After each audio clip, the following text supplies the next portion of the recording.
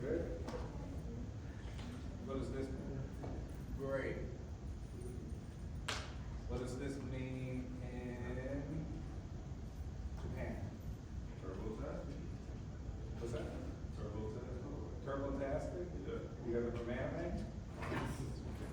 Oh, let me tell you, I gotta put it on. What does this mean in Japan? What does this mean in Italy? What does this mean in West Africa? Right, one of the major things is, hey, culture is completely different across these national boundaries, and, maybe we'll talk about that a little bit later in the semester, the cultural component, but, we have to be very sensitive in our gestures, our symbolism, right, because they're interpreting different things. In Japan, this means five. In Italy, this means one. In West Africa, this means up yours, right? Here, you're like, oh man, this means great, good job, excellent. We're okay, affirmative, right? So things just as simple as small little gestures. Originally, this kind of derives historically from ancient Rome. What would this mean in ancient Rome? You ever seen this in any movies? Old Rome? Huh? This means killing? That. Oh. But ancient Rome with gladiators, this usually means stay alive, this means death. Japan, you figure, well, Japan, you're like, well, this is five because 1, 2, 3, 4, 5. Like, right? In Italy, like 1, 2, 3, 4, 5. This is really good. All right. Hey, our projects are coming up soon, so I talked last class about picking companies that you could potentially market for, do a plan, develop a plan. So let me hear some ideas from different individuals and they can help some input. Yes. We're gonna do our marketing plan for submarine tender, the local Delhi American food. Okay, submarine tender, located where? So we know. It's in Forest Park. Forest Park, Madison Avenue or something like that? And who would you compare them to? Jimmy John's, Subway, Jersey Mike's? Think about like the, Jimmy John's Subway, musical market. Burger, like, Yeah, like, 'cause they got the subs and stuff, but they also got burgers, tenders. Yeah, Yeah. so kind of an all-in-one Yeah. joint, okay. They got hot dogs too. Okay, so hot dogs, burgers, subs, fried chicken sandwiches, all that. Yeah, they got the whole, and Alright. they got the shakes too. Okay. Why'd you pick this? Okay.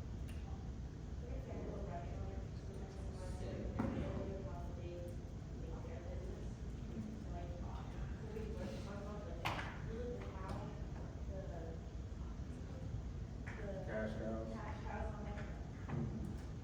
All right, and one location, I take it? Yeah. Multiple, okay. Did it seem like you're doing well?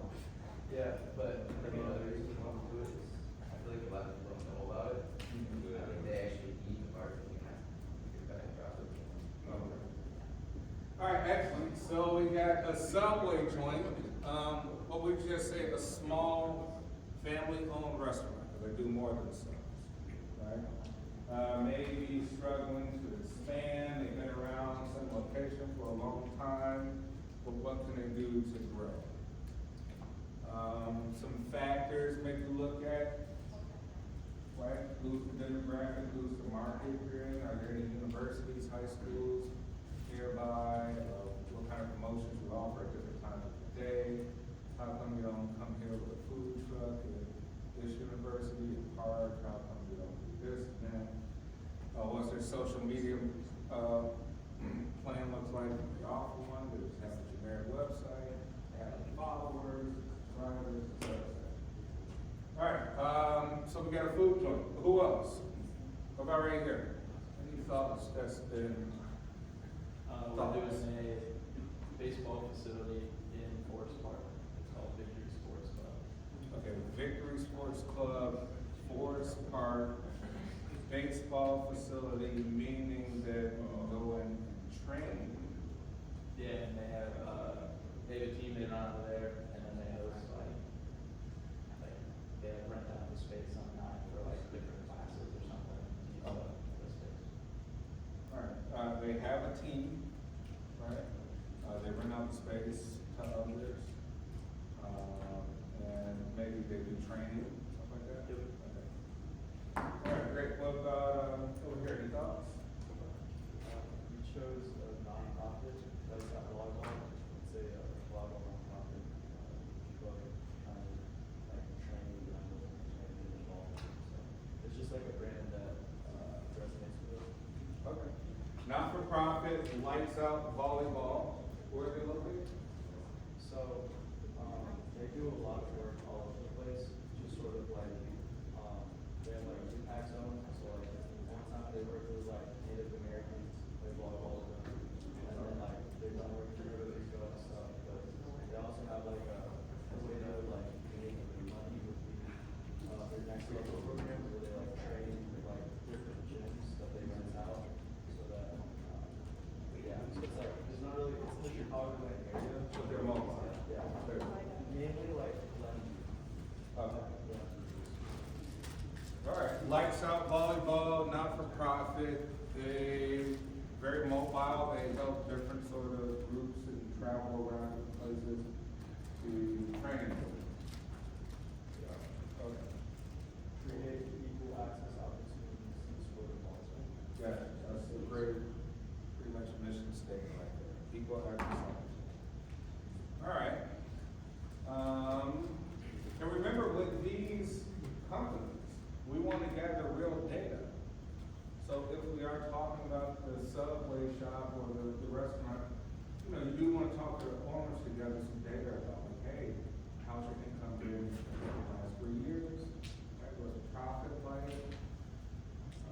What are the margins, expenses, what's the operations, how do you prep the sandwiches in the morning, who supplies you the beef, who supplies you the pork, how many workers do you have, how long does it take usually to make a sandwich or a hamburger, or a sandwich, all of that.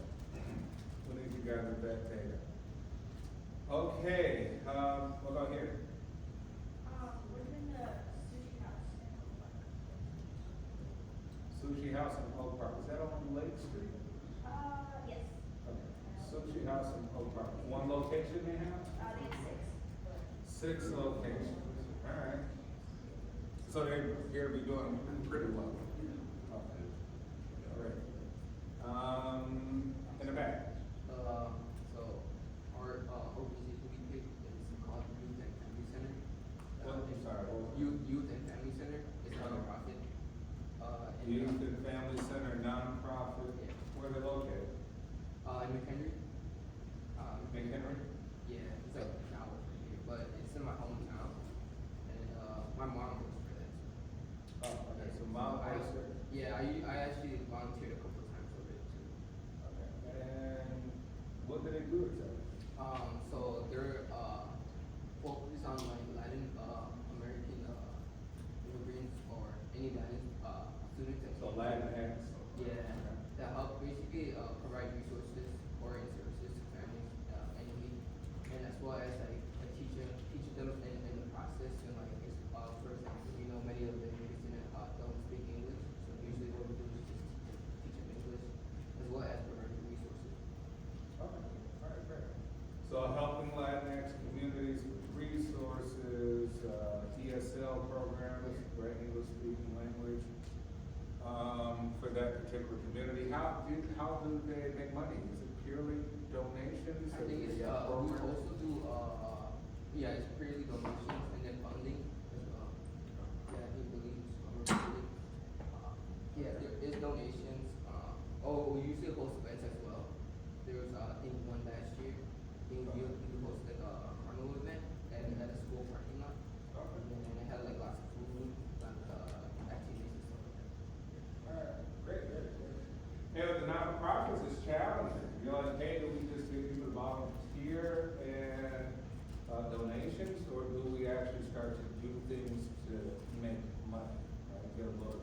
almost like a for-profit side. You gotta give, kind of some ingenuity there, some innovative ways for these two companies to make money. Okay, all right, good job. So it looks like we got that settled. All right, so we're continuing on. We're talking about B2B, right? We want to make B2B kind of relevant to B2C so it's easy to understand, right? Except that the consumers happen to be businesses, right? We talked about some of their decision-making processes, right? The markets, how they manipulate. We'll talk about here about corruption, so the ethical part. Things like price fixing, colluding with one another to change supply and demand, right? Restricting inventory so we can jack up prices, right? All the laws we have in place for that. We'll talk about bribery. We've been working in a foreign nation and the culture is more about collusion. You have to pay off somebody to get things done, How willing are you as an American to make sure that you just are successful without violating any sort of laws? So we'll look at all of that. So we left off at revise. All right, and then we got the buying center. All right, and any store you kind of go into, let's say you go to TJ Maxx and Marshalls, right? Home Goods, whatever the case is, that store has buyers, it has employees, it has managers who select those products that are in that store, right? They find that whatever is really demanded in that particular neighborhood is locally sold. So even like TJ Maxx, Marshalls, Home Goods, different ones sell different things, right? Depending on the location, the environment in which they exist. But they have buyers, there's a buying center, right? Businesses have a buying process, different roles assigned to different people, different sort of obstacles and gatekeepers, right? In order for things to pass through, either get rejected or accepted. So first we have the initiator, right? Typically the individual who first identify a purchasing need within the organization, right? Maybe someone who has a role of really kind of observing the organization and their needs, right? What is kind of demanded even for the employees. Right, things that are necessary to make the work easier, more efficient, more effective.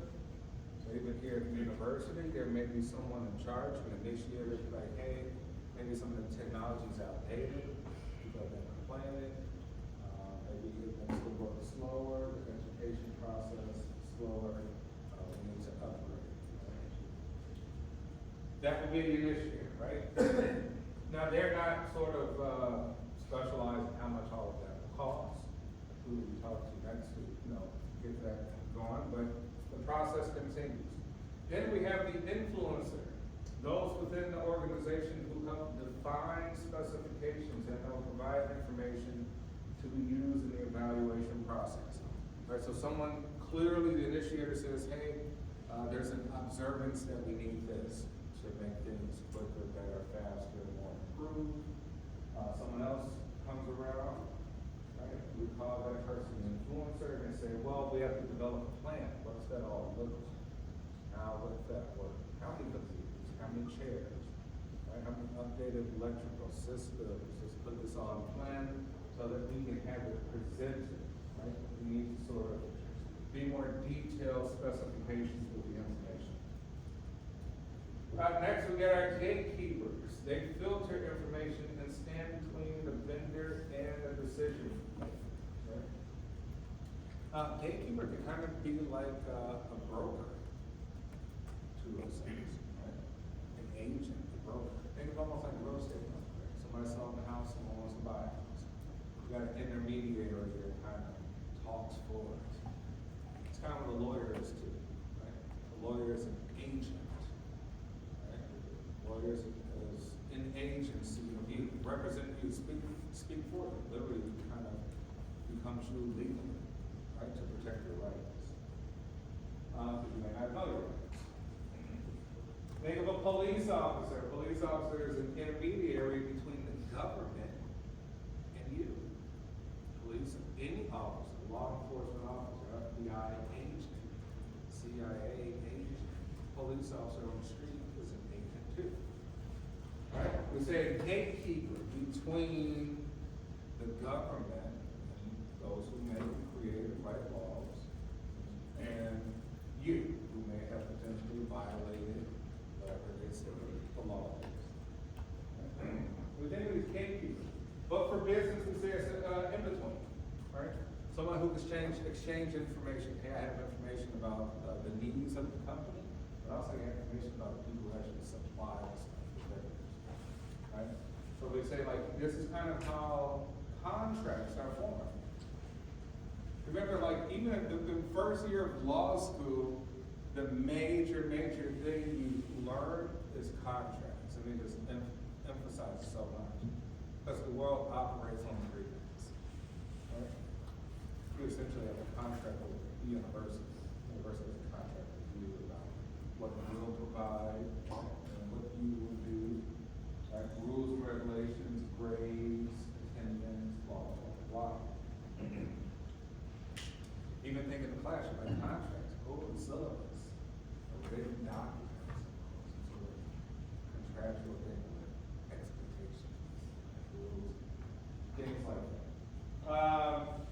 So we got gatekeepers, filter information, stand between the vendor and the decision maker.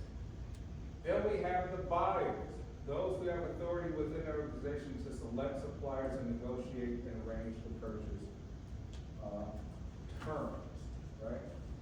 Someone who may be in a managerial position that communicates with multiple departments.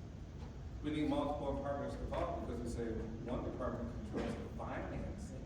Hey, we'll do it on credit. All right, what are the terms? How much is the finance charge? The interest rate? How much will that cost? I don't think we have that in the budget. If we're in the finance department, right? Like, we don't make decisions for marketing and human resources and all that. We're concerned about the money aspect. Then we have to also learn about the marketing aspect, right? How would that be used in terms of promotion for our business? How would that help our business? How would that help communicate to employees, right? Or if we're a manufacturing facility, how does it help us in the process of making?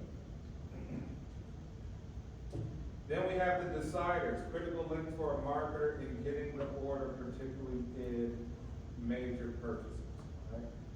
The deciders are the real go-to person to say, we need this by a deadline, and we need this in urgency, right? Because if we're promoting something, we may have missed the market, missed the opportunity. So that's the critical link for a marketer, to get the order, particularly in major purchases. You think of like movies, major purchases. Like, we may buy the car that explodes, right? You may have to work with some sort of sponsorship, where you're like, hey, we're making a movie, but Mercedes-Benz is planning to give us $3 million as long as we show the car in the movie with the Mercedes-Benz logo. Can't show no other cars, logo, blah, blah, blah, right? Urgent things, big major purchases, et cetera, et cetera. And then we get users, are those people within the organization who will actually use the product or the service. Right, everything within the organization costs. So if you work there, maybe you wear an apron, maybe you're using electronic devices to get things done, calculations. You work at Starbucks, you have all the equipment for the baristas. You know, everything needed there for the employees to do their job. And then also the other things, it's about human resources as well too. Right? Things where you can take care of people's pensions, right? Their overtime pay, time off, issues within the company between employees, disagreements. So those are happens to be the users.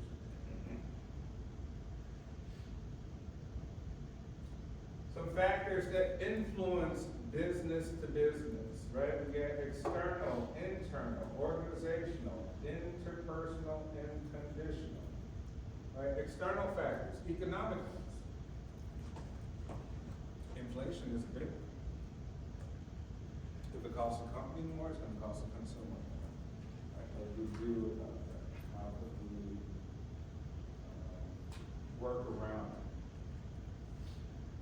Level of primary demand. You're like, hey, people don't demand the product as much. What do we do? If there's low demand, do we lower the price to affect the demand? If we lower the price, we're gonna lose money, so how could we go around that as well too?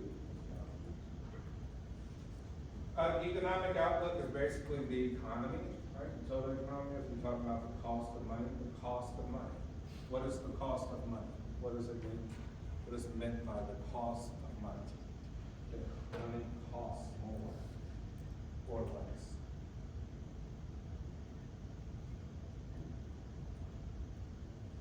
What do we mean by that? Economics. Cost of money. Interest rates. Right? You say the Federal Reserve may increase interest rates by 2 points, and then all the banks who are part of the Federal Reserve, banks that have NA after the National Association, they will charge you more money to borrow money, which is really interest. Right? You're being charged more money to borrow money. So if you have a credit card with high interest rates, you are literally being charged more money to use money. Right? Low interest rates, you're being charged less money to use money. So the cost of money, we're talking about interest rates, right? On the flip side, when we talk about sort of inflation, it kind of ties into that a little bit. Because what is inflation, technically speaking? What is inflation? What do you think? Yes? So what is inflation? That's basically like, over time, back when money increases. The value of money increases? Decreases. Yeah, you're like, hey, it does, the value of dollar, decrease. Like, how do we know that? Because we sometimes say it's just for inflation. We're like, oh, Elon Musk is the richest person ever lived. And then we go back and look at John D. Rockefeller, had been worth $300 billion. Elon's worth $450. But adjusted for inflation, like in today's money, John D. Rockefeller is like worth $1 trillion. Right? Which means that he's probably still technically the richest person in America. So yes, the value of the dollar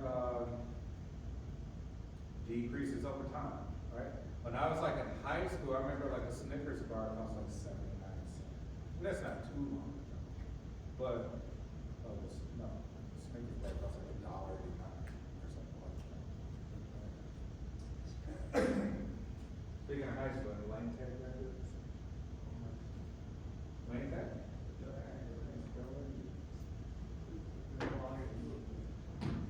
Oh, yeah, I know that's right.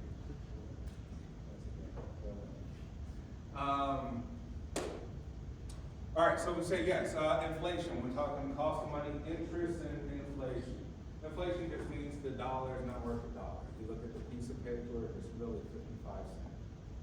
Just it says $1. But that's a kind of an easy way to think about it. Political factors, right? Legal things, laws, rules, regulations, right? Remember, you can't, hey, we put in a new rule, you can't dump over at this last site, right? If you're a garbage facility. Now you gotta reroute all the trucks, you gotta maybe get some new equipment, cost you a ton of money, and now you lost money. That's because the government decided to change the laws or the rules. Maybe in favor of one group versus the next.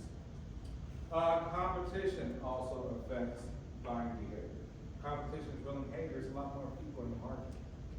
If we go on Instagram or TikTok, we could say, hey, there's one thing maybe interesting about this, is that the market is saturated. We're like, what happened? Like, we've Uberized the economy. we literally make every single person really have the ability to sell anything, anywhere. You just cannot do like that. So you're like, well, that's great, there's more opportunity, right? People go viral, and influencers make a lot of money.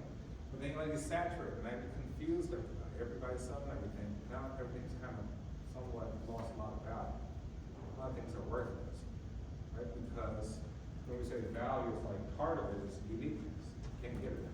Right? Scarcity is part of what value is. It's not scarce. Everybody's selling everything. So the market's saturated. And then social environment. Influences business to business buying behavior because each member of the class will likely approach the situation armed with different information, different perspectives, and perhaps different personal agendas, right? If we are a divided nation, that could really, really harm the economy too, right? Because now we all get totally different social classes and perspectives and political classes. We're like, oh, boycott this person, cancel that person, right? Cancel that person. Don't buy from this company. Don't do that. Right? We're using personal agendas to influence the market to some degree. Right? A bias, right? Which means we're all biased to some degree. All right, internal factors. Business objectives and goals should dictate how goods and services should be purchased. If thinking about your companies, do they actually operate in the sense that aligns with the mission? Or do they deviate from the mission and try to experiment and do these random little things, right, that don't work out well for them? Like they don't work out well because that's not part of your goal and objective. You can't throw in random things to mix them with goals and objectives, right? It becomes confusing to the business and to the customers as well. So the goals and objectives should be clear. Coca-Cola, what is the secret to Coca-Cola? The most recognized brand on planet Earth. Number one selling soda on planet Earth. What's the secret? Yes. The syrup. Yeah, the recipe. That's it. Just means they just have a patent. You can't copy that same exact taste, no matter how you want to do it. Right? And then the branding. The same Coca-Cola logo everywhere. You switch it up a little bit. Oh, put it in a bottle, put it in the can. At one point they had it where it was a can and you can break it into 2 cans so you can share with your friends. I thought that was a great marketing too. Like you could buy a can and then it pops out and it breaks into 2 cans. I thought they should have probably stuck with that. But you're like, hey, don't deviate from the mission. Their mission is not anything else other than selling that concoction. Right? That is the mission. And showing that brand. Very simple. Right? No deviation, no trying to do all sorts of other things outside of soda. Right? And technology influences business buying behavior, particularly the purchases must be compatible with the technology that is already in place of the organization. Right? Some people have very low technology. It takes them a very long time to get things done, which is frustrating for us as consumers. Right? So you say technology has an impact on the success of the organization. And maybe let's even the technology would say healthcare systems, governments, things of that nature. Right? That is hugely important as well too. Even our military, we have an outdated military that makes us vulnerable to attacks. We have outdated sort of data security practices. Foreign countries can steal all of our information and use it against us. Put all our information on the dark web. Sell all your social security. Right? We want your credit, your identity, et cetera, et cetera. Steal all your money in banking. In the workforce, workforce skills, human capital, huge.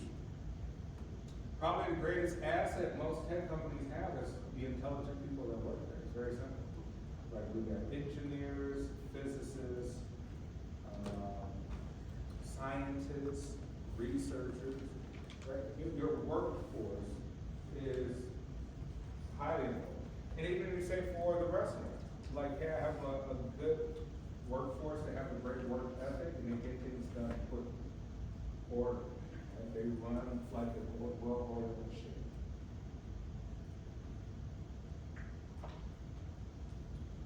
Another huge part of workforce is the training part of it, right? Because we have to get to use new equipment or services, thus it costs money also to train.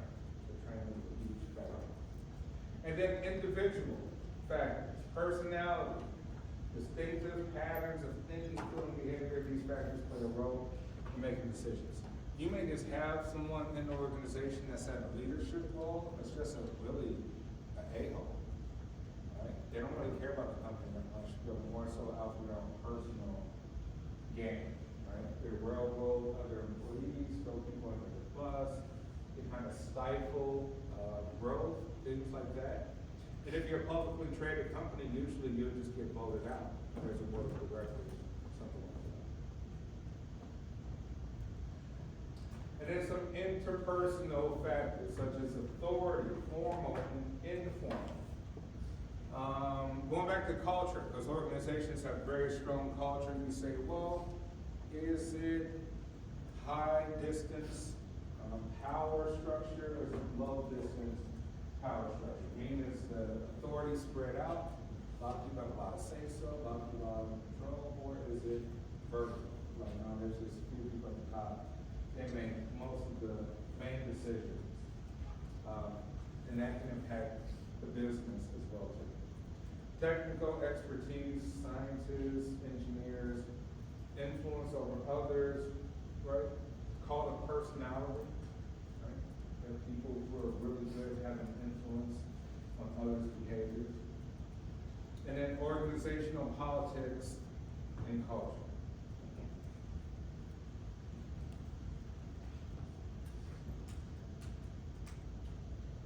All right, and then next we have the 8 stages of the buying process for business to business. All right, one, we got a first thing, recognize the problem. What's the problem that we have? Think about this for the organizations you're gonna be working with. Like, can you walk in and identify a problem? Like, man, I see a problem. Maybe a problem that nobody else sees, right? The people that work there, they work there, they're the managers, they're the CEOs, but they can't recognize a certain problem that maybe you can see. Right? And then you need a need description. You need to be able to describe the problem to communicate it to others very well. Not many people are good at that. Some people have a lot of knowledge, they're not good at describing anything. They're not good at communicating. Right? One thing about like guys like Neil deGrasse Tyson, Jordan Peterson, Elon Musk, right? You just say, hey, they're good communicators, right? Public communicators. They could describe very complex things in simple ways so that the average person can understand. That's a really fascinating thing. A lot of people don't have that capability. Right? They know it in their head. They can't evoke it out from their mouth. Next, third, and so we'll just go off this one. So, problem recognition. Similar to consumer purchasing decision process, the first stage, when someone within an organization identifies a problem or need that can be resolved through purchase. When we say, just like consumers, hey, I'm hungry, that's a problem. What am I gonna eat? Well, I gotta go through a lot of the process of figuring out what's the closest, how much things are gonna cost, how long will it take to prep the food, right? And I make a decision inside, well, where I wanna go based on all those factors. Same goes with businesses, right? There's a problem, it needs to be resolved, and now we gotta think of people. Second, the need description, the buying center will need to further define what needs to be purchased. It has to be in writing, should be expressed very clearly.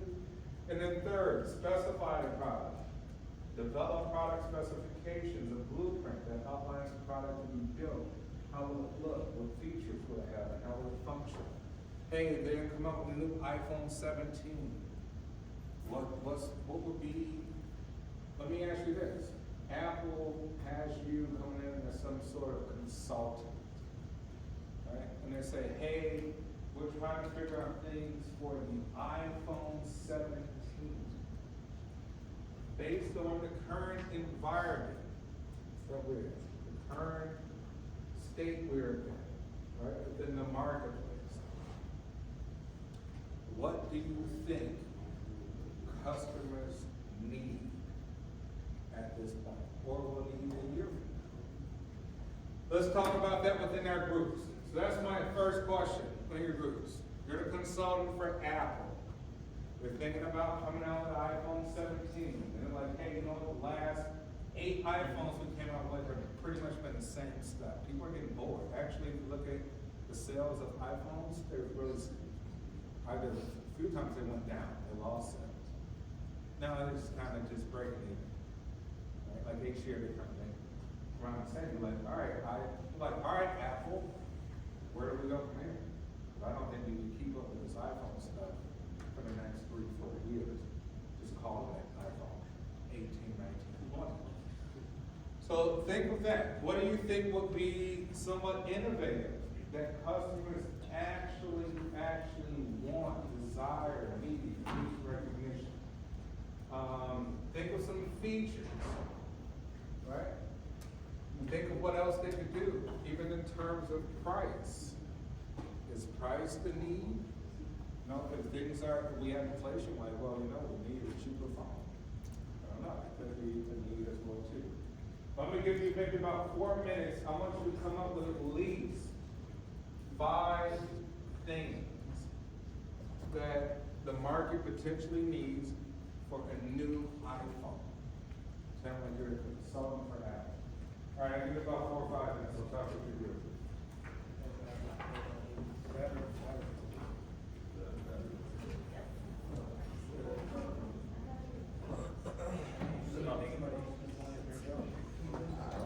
Remember I say, I mean, you could really just use yourself. Be like, hey, I don't know. Things have changed with how we put reels and TikToks and shopping on TikTok and AI and all the things that we're all experiencing now. Be like, how does it change the needs of what we want? Okay.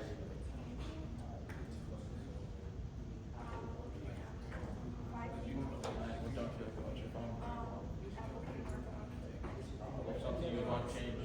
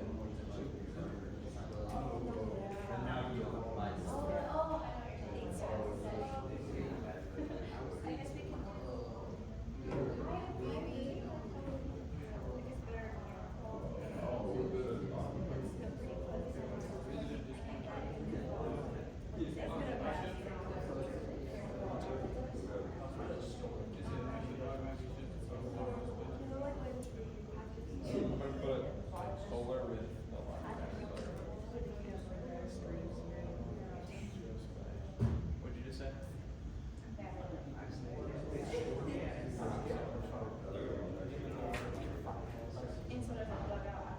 Did the iCloud storage?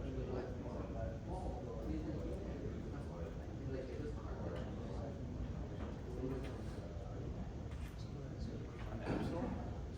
If you deleted it, I don't think you can put it on some guy, like some big campus. Like you would just delete their TikTok.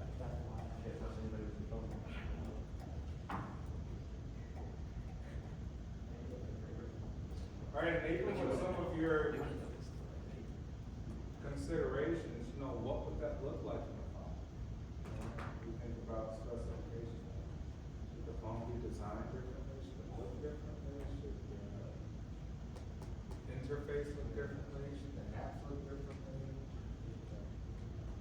access my history.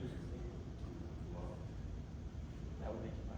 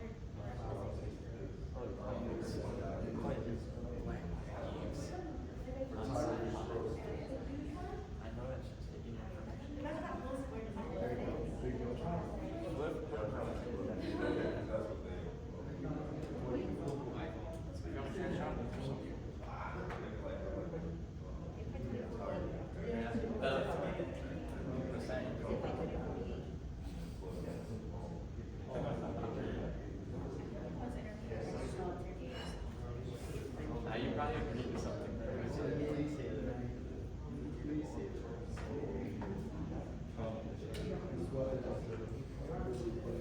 Yeah, you both are.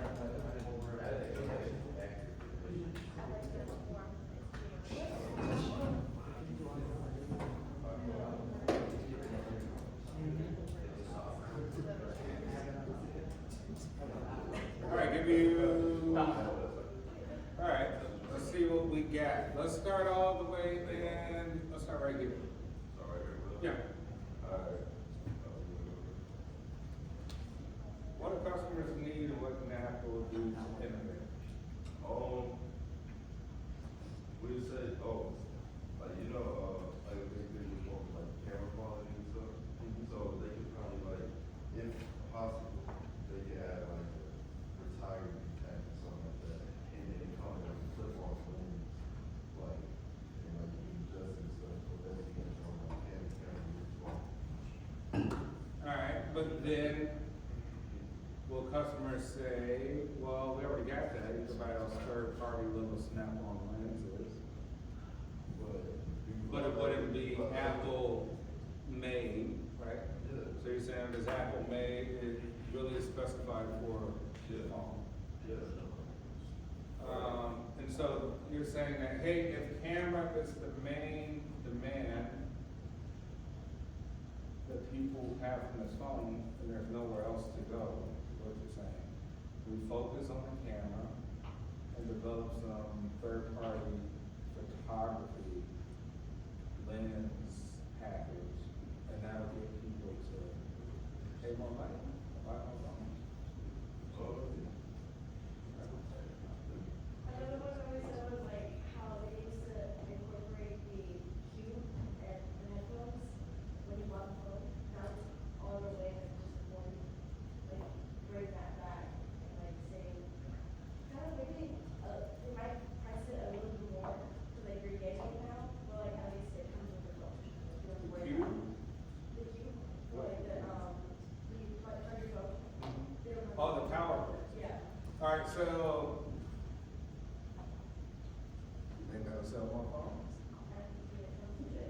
Alright, but I mean, it may, because you're like, hey, if that's a legitimate complaint from regular people, if you complain about it, maybe I complain about it too. Legitimate. And even with the camera, you're like, that might be it. You know, like, hey, we can have an attachment that literally, like, you might can make a full-fledged professional movie with your iPhone. Then be like, hey, we've introduced into the market, we've revolutionized movie making. So now there's no more $1 million budgets to get a lighting guy and a giant big camera and all that, like you do with your phone. Maybe that could be the route, right? Make everybody into, because in essence, think about this, with our phones, we're all directors, producers, filmographers, cinematographers. We all are, right? Just do the right lighting, right? No, we all do that. We're just we're filmmakers in some very minute way. All right, good recommendations. What about in the back, way in the back? iPhone could like iPhone, affordable iPhone can do like they can make it foldable, like the Samsung. So it's like with a larger screen and like while being compact, like the Samsungs. Samsung's Yeah. You know how major it competition of Apple. Samsung is about making it more affordable with better screen technology or bigger. Yeah, like you can fold it, like you like 'cause the iPhone's like big and I don't know, it's just like something like A foldable iPhone? Yeah, a foldable iPhone. So Alright. you like have a bigger screen or like just put it in smaller spaces, something like that. I don't know, just something affordable. And then Apple could invest in affordable screen technology and durable materials. That Okay. I don't know. I mean, hey, let me ask. iPhone 17 is foldable. Would you really want it? Like, would there be a, It's unnecessary. okay, yes. So, everyone talks about like how iPhones like, you know, you can do everything with the click of a button. This might be a stretch, but like, how they have it like making really tiny computers now, I feel like it would be possible.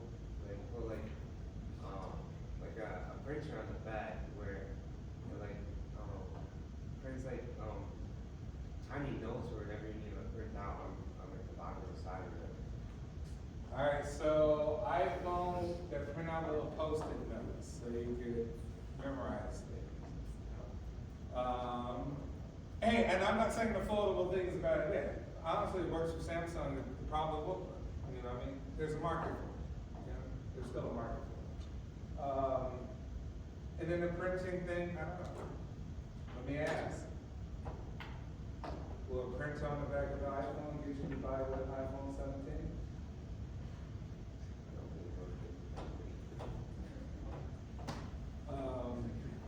Maybe. I mean, these are not bad ideas. Don't get me wrong.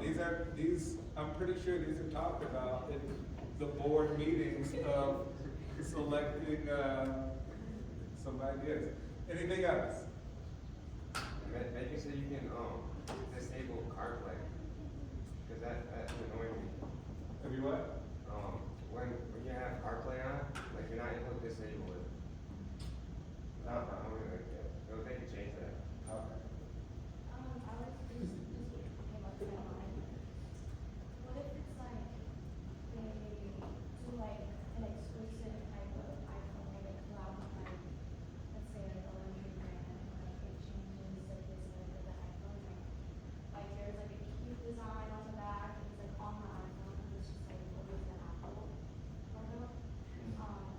And it just works just like a regular iPhone, it works with the phone, it's just like exclusive. So an exclusive partnership with Some type of brand. Balenciaga, Louis Vuitton, and Gucci, and Prada, to make it feel more luxurious. Yeah, and just like to change up their like style for a bit, see if people would like it, if it's different. Has Apple ever did that? Has Apple ever partnered with like another company to produce special edition anything that you could think of? I don't know. It's all pieces.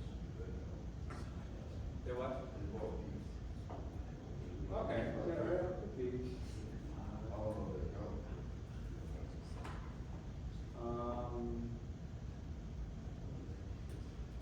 do know that they partnered one time with my favorite band, which is U2. And what happened is they had like these preloaded songs from U2, the band, on there. And like people couldn't get rid of the songs off their phone. People were pissed.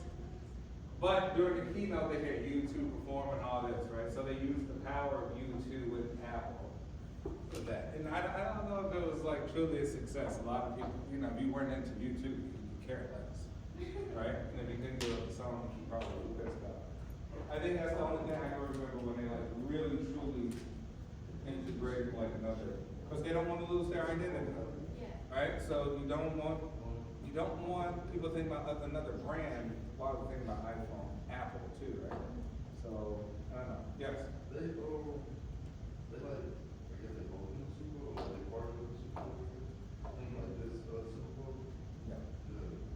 Cross- Yeah, maybe they could have did a special edition, blah, blah, blah. Maybe they wait to see Patrick Mahomes' great performance in another Super Bowl, and then we can have some good results, right?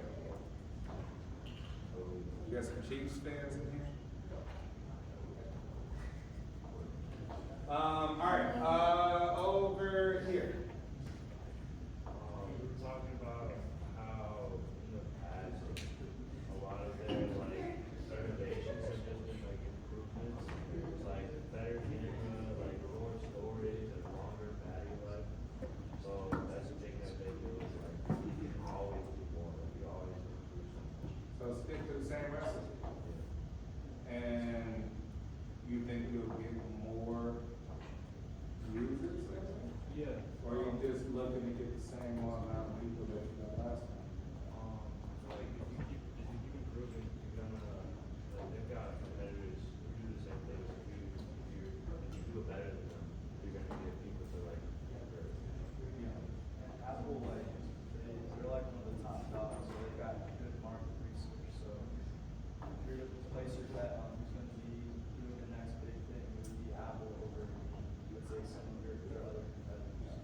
And another thing we talked about was like, not only adding on to things that already have been working, but like, it's not necessarily about getting better, it's about making their new iPhone feel a lot more exclusive, you know, so, like, it was like that one move when they changed the charging ports, and so instead of the normal iPhone, they changed it back to USB-C, where it's like, I feel like that's like a whole marketing strategy in itself, it's like, whoever has the newest phone, like, they know that they're using USB-C instead, so it's like, whoever doesn't have the newest version is like, oh shoot, I don't have it. Yeah. So it's like you're missing out or something. All right, so what I'm hearing is, hey, stick to the original recipe, and then just make yourself more exclusive in some way, and give more money to market for promotion. You're like, hey, stick, we're a successful company, people love what we do, don't change too much, just market it more, just get the message out about the new iPhone 17. And then make it more exclusive, switch it up. USB-C charging, right? That means you don't have to worry about having an iPhone charger, right? You can use anybody's charger, basically, right? And then maybe, I don't know, that may hurt them too, right? Because you're like, well, Apple, you're losing control. You're about control. You want to control every single product that goes with this device, right? I don't know. That may or may not help. And here. How I know, you said also, maybe like make the screen more durable instead of like cracking so much. And then, longer battery life and, almost having a better camera as well, when you zoom in, like maybe make it more clear, but it's still a little fuzzy at times. Okay, like even night. So what I'm hearing is kind of like the same stuff that we would hear at Apple keynote. Like, oh, what we did is we increased the processing speed, better camera, better low light quality photos, right? Things like that, with the exception of like our printer and things like that. I don't know, maybe Wi-Fi charging. You're like, okay, hey, problem is people always complain about charging their phone. Make it chargeable wireless over Wi-Fi. Right? I Imagine that you no longer have to worry about the cord itself. Eliminate the cord. Right? We did that with the AirPods. You're like, oh man, you get tangled up, right? You can't do certain things and get snagged. Apple eliminated the cord to the earpods and made them to AirPods. Maybe eliminate the cord for charging, right? Like that would be kind of revolutionary. If you could charge over Wi-Fi, just connect it to Wi-Fi and the energy from the Wi-Fi signal charge your phone. That would be pretty revolutionary, I would say. I think they can do that, but there probably may be a radio frequency, some sort of issue. People might be thinking they get cancer or something like that for the radiation. Okay, all right, so I just want to throw that out there so we can kind of think of some more innovative way. Okay, after product specification, we got a supplier search. I used to go to, anybody go to Harold's Chicken? You know Harold's Chicken before? Raise your hand. Harold's Chicken. I wonder. All right, some of the best chicken, right? In Chicago, but then, after COVID, it changed. It didn't taste the same, right? It didn't taste the same when the price went up. So I kind of stopped eating Harold's like that, because the recipe changed. I asked the owner what happened, they say, oh, our supplier changed, right? So you say, well, it's not the same chicken, right? So you got a different ingredient, and you're charging more, and you lose a customer like that. So supplier search is important, because you're like, hey, we're trying to think of potential people to give us the stuff to sell to customers. That's both quality, right, and have enough quantity too, the supplier. And then a proposal solicitation, right? Develop what about qualified vendors will be asked to submit proposals. Submit a proposal. If you have an issue with your roof, you call 3 contractors out, they draw a proposal, they give you different prices, what they'll charge you, they'll tell you the scope of the work, what they'll do, can't do, and then you make a decision. Same goes here. Right? Draft us a proposal, we need 50 million things of this. Right? Can you deliver it? How quickly? At what stages? Can you deliver it? What are you going to charge? And what would that look like? And then supplier selection. Finally, you make a choice. Right? And then we got order routine specification. Negotiating the details of the order. The frequency of the orders. And then performance review. After a while, you say, hey, this works out great with the supplier. We want to continue a relationship. But maybe we want to renegotiate the contract. If you give it to us at a 20% discount, if we promise to buy more. Next. And then lastly, we've got ethical issues. Will you take a bribe? Let's say you are working for some company that consults, right? For some sort of consulting. So you're working for a consulting company for Apple. They send you overseas to negotiate some terms. And let's say it's in Somalia.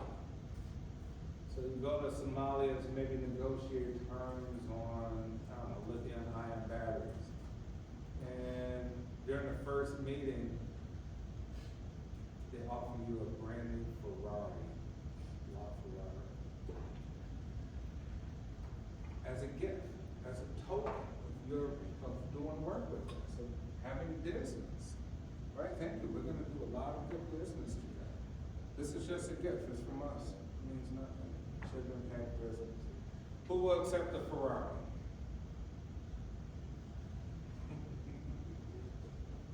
All right, 1, 2, 3, 4.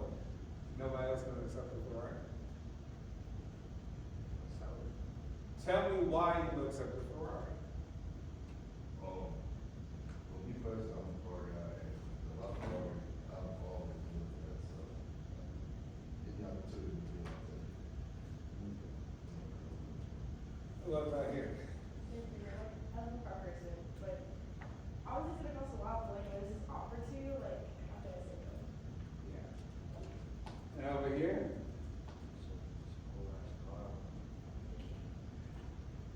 Why turn it down, right? What what harm is it gonna do? Right, and then you're like, oh man, they offered me a Ferrari. You come back, you land, and then the FBI shows up and arrests you and take you to jail. You have to keep cruising the Ferrari. Right, and they're like, hey, you're using bribery, you participated in corruption by taking a bribe in order to get some business done, some contracts, which for us may feel there's some unfair competition, right? You're screwing up the free market by doing these sort of corrupt acts. Ethics. So when it comes to business, we really do have to think about our own personal ethics, right? And then the ethics of that organization. What are their rules? It may have been written into the contract with no gifts of any kind if you go work for, as a consultant for Apple. Transparency International. Watchdog groups that ranks the likelihood of companies from industrialized companies to bribe others abroad. So most countries have a lot of bribery involved. It's just a way of doing business. If you go to certain countries, you get pulled over by the police, and like, how do I get out of this? I don't want to go to jail. They're like, give me $20. Give me $20 and then let you go. Right? That won't work here in the US, cameras and all that. People getting sued, right?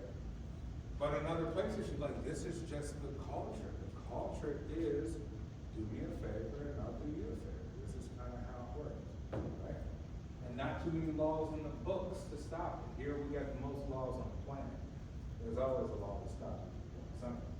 So let's look at Transparency International. We'll look at the rank of most sort of bribe countries. Hey, we would think good old America will be at the top.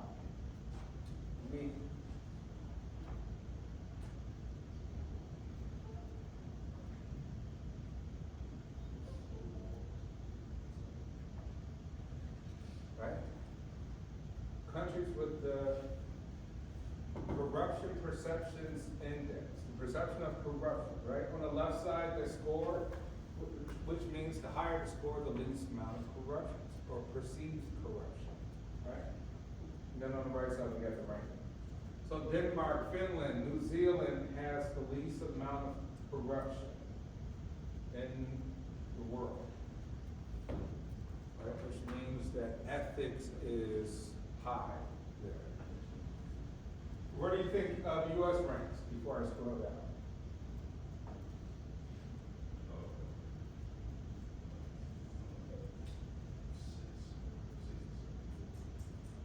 Keep going, 17, 19, 18.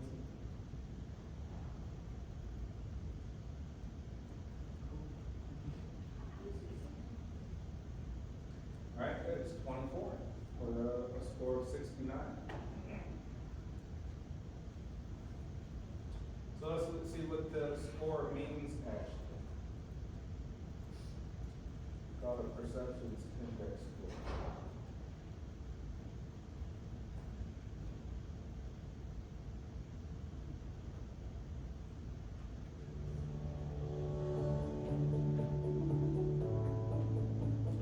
The Corruption Perceptions Index, also known as the CPI, scores and ranks countries around the world based on how corrupt their public sector is perceived to be. The scores reflect the views of experts or surveys of business people, not the general public. We calculate the CPI using data from 13 different external sources. Transparency International is not involved in the production of any of these 13 data sets. The CPI includes data produced by the World Bank and the World Economic Forum, as well as by private risk and consulting companies and think tanks.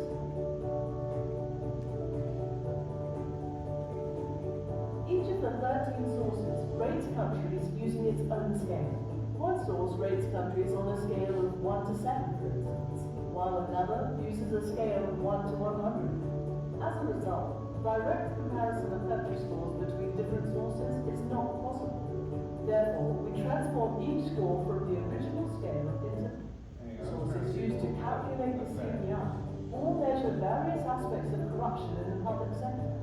This ranges from bribery, the diversion of public funds, and the effective prosecution of corruption cases, to adequate legal frameworks, access to information, and legal protections for whistleblowers, journalists, and investigators.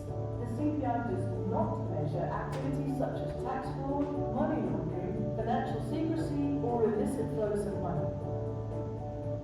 Alright, right, so we say, hey, how is it measured? By prosecution, right, access to information, that's why it's called transparency. International, right, but it doesn't stop tax fraud, money laundering, things like that, which is very high in the United States. Which means that primarily a lot of people, all of us really who are taxpayers, try to skirt the tax laws to pay least amount of taxes. Right? And we'll do it in very savvy ways. For us, it may not be illegal. May not be illegal at all, but it may just be perceived to be kind of corrupt behavior, right? One of the things, well, I won't mention that. Luke is good, I was gonna mention some corruption. All right, and then we got the Foreign Corrupt Practice Acts, right? Purpose to prohibit the payment of bribes, facilitation fees to foreign officials in order to obtain or retain business. Maybe you're a company and you're offering referral to gain business. Like, hey, we're gonna make $2 billion with people, who cares about $800,000 or less, right? Offer it up. And then price fixing, right?